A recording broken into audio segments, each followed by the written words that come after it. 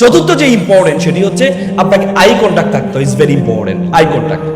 এখানে যখন দাঁড়াবেন আপনি যদি উপরের দিকে তাকিয়ে কথা বলেন, একবার মনে আছে নটরডেমে একটা জাজমেন্ট করছিলাম, একটা ছেলে উপরের দিকে তাকিয়ে এমন ভাবে বক্তব্য দিল, আমরা সকলে তাকে মার্কস বেশি দিলাম। আমরা বাকি প্রতিবন্ধী ছেলে এত সুন্দর করে বক্তব্য দিল।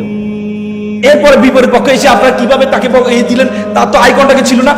তার মানে সে তো প্রতিবন্ধী একটা ছেলে, এত ভালো বক্তব্য দিয়েছে। না, সে তো প্রতিবন্ধী না।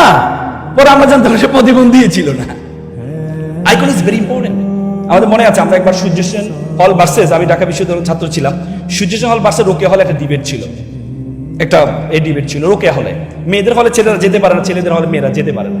তা আমরা ডিবেটাররা যেতে পারতাম সেখানে, মেয়েরা সকল দর্শক, ছেলেরা মেয়েরা বিতর্ক করবে। তা আমার সাথে আমার একটা বন্ধু, সে মানসা থেকে পড়াশোনা করে আসছে, সেও পাঞ্জাবি পরে গিয়েছে।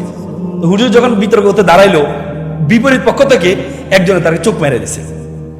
চোখ মারা দিয়েছে, সে এমন জ্বালাময়ী ভাষণ দিল, সবাই তো অবাক, কিরে আমরা তো অবাক, এত ভালো ভাষণ সে কিভাবে দিল।